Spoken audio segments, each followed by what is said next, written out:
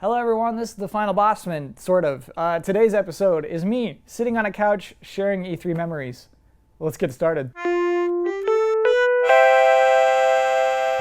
Welcome to the show. I am Kyle Bosman, and yes, this is not a regular episode of the final Bosman. It is let's just call it a casual episode, E3 special. Basically what happened is every time there's a 3-day weekend, this time Memorial Day weekend, I usually end up writing like a squished show, like a rush show, and those tend to be the most reviled Final Bossman episodes. Nobody likes those. So what we did instead is we shot this one pretty early, and so I'm not talking about news or anything, I'm talking about memories. And so why share E3 memories? It's because I talk about E3 a lot on the show, like all year long basically. And most of the time I talk about E3 is just about press conferences. But E3 is more than press conferences. It's a show. It's at the LA Convention Center, and it is expensive. And I forget, sometimes I forget how privileged I am to be able to go to E3.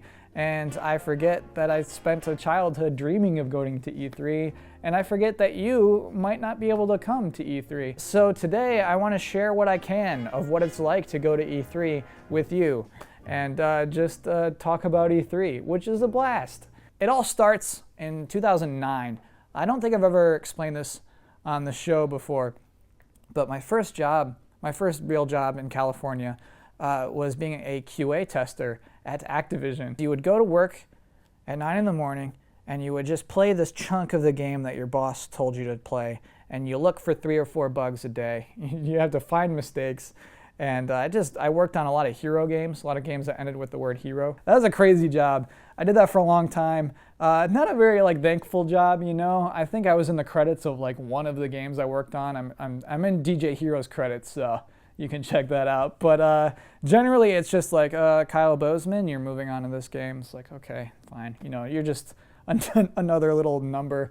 I guess it was one day, it was probably the break room. A couple of the other guys were talking about E3, and at that moment it dawned on me. It was whoa, I live in Los Angeles now and I am part of the industry. I can go to E3.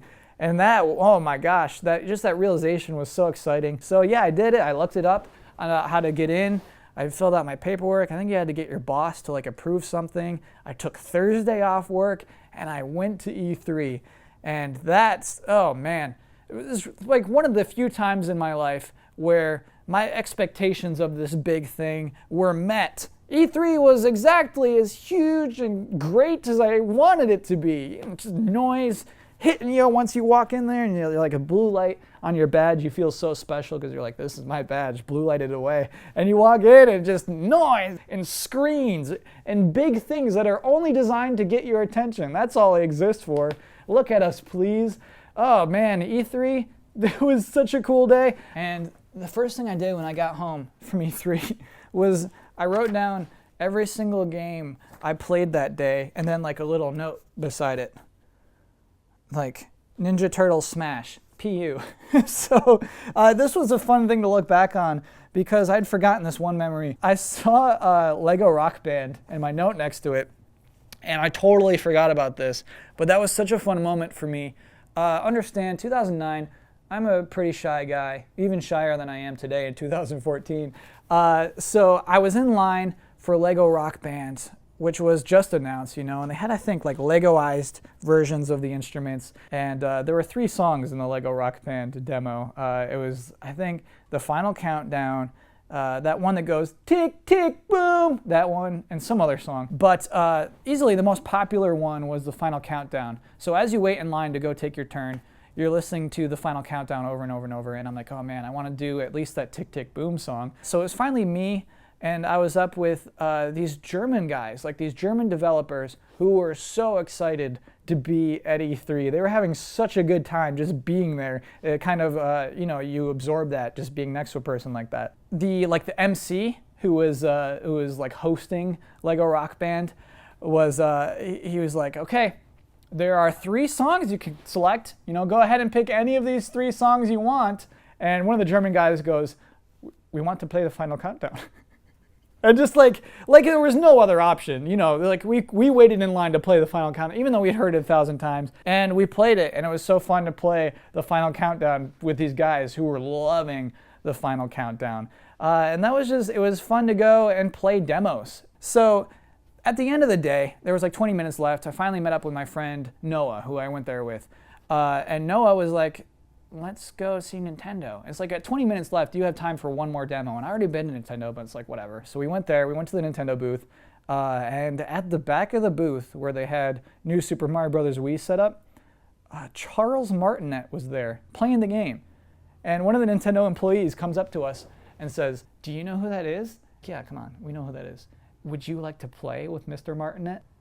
And we're like, yes, can we? And she's like, yeah, come on. Charles Martinet, I should explain to those of you who aren't as cocky as I was just then, is the voice actor for Mario. So we picked up controllers and we played New Super Mario Bros. Wii with Charles Martinet. And we were playing this game, and he was, he had to be Mario. It's like, wasn't even like a thing where like you go ahead and pick any character. It's like Mr. Martinet will be Mario. And the whole time, he's doing the Mario noises as he's playing Mario. So we're there, and he's like, woohoo, yeah! And at first, that's hilarious. That's the funniest thing. But then, eventually, kind of annoying, he's like, hey, I'm so good, here I am. Oh, I died. Ooh, a Goomba. All right, man, this is uncomfortable now. And it got kind of like super uncomfortable, to be honest. But at the same time, still just something I'll never forget. What a fun day. That was the best possible first day of E3 you could have.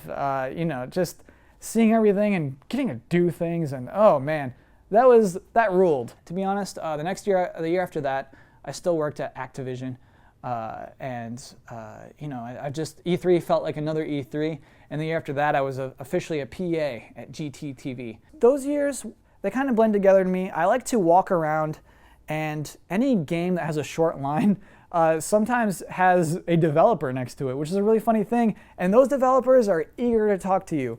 You can go up to, I think it was like, I walked up to Epic Mickey, and I was like, hey, well, like, what's this all about? And that, you know, had just been announced. And it turned out that the guy showing it off was a developer on the team and was so excited that anyone would like talk to him about the actual game itself. You know, I wasn't like, how does the controls work? And it turned out like, what is this, what are you doing with this game? And he was just like, thank you for asking questions. Let me tell you, people who bring their games to E3 are excited to talk about their games.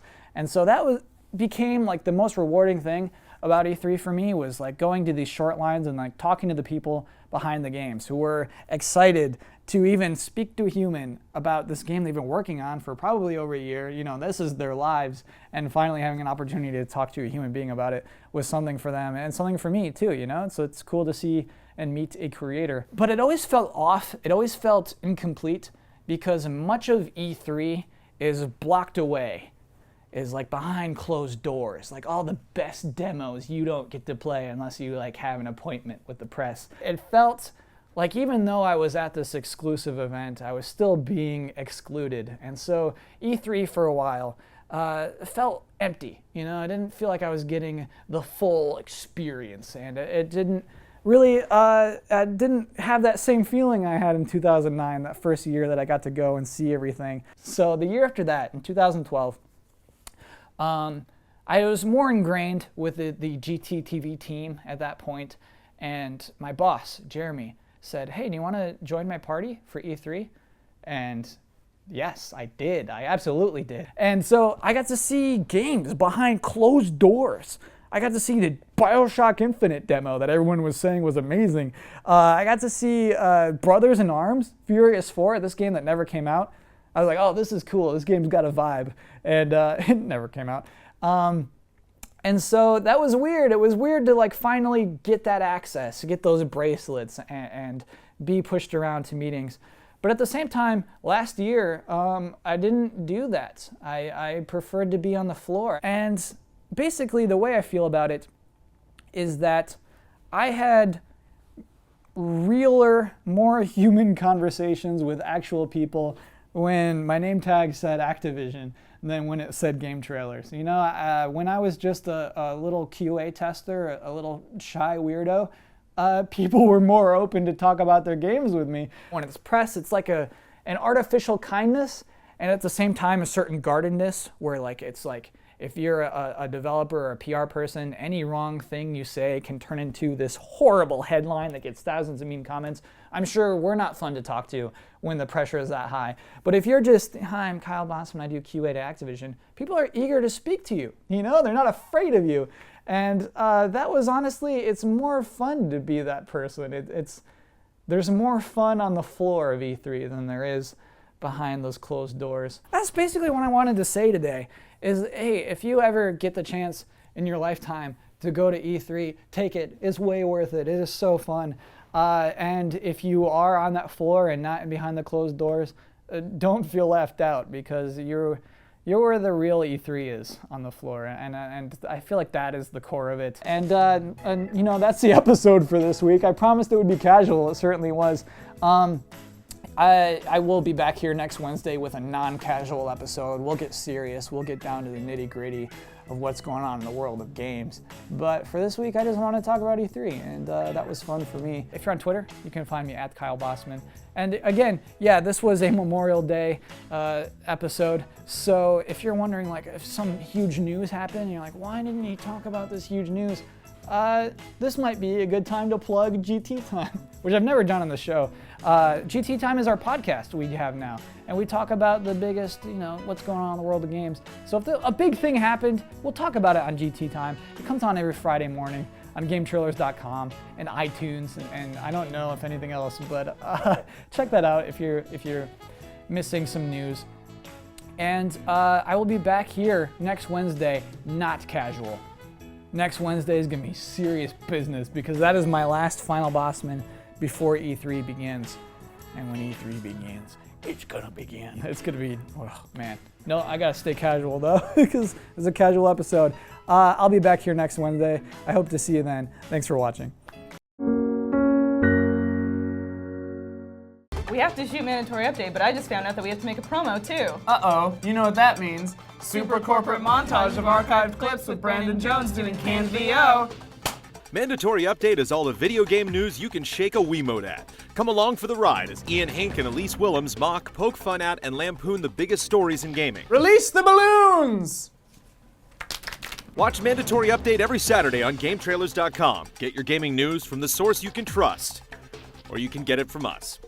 Hey everyone, it's bonus bit time, so it's ultra casual back here. It's bonus bit time. I wanted to, for this bonus bit, talk about one part I loved about last year's E3 that I didn't really fit with the conversation because it's not indicative of what a normal E3 is like. It's when I shot Final Bossman at E3, and this was when I had the idea to just go around E3 with the saddest face possible. And you know how bad I am at keeping a straight face.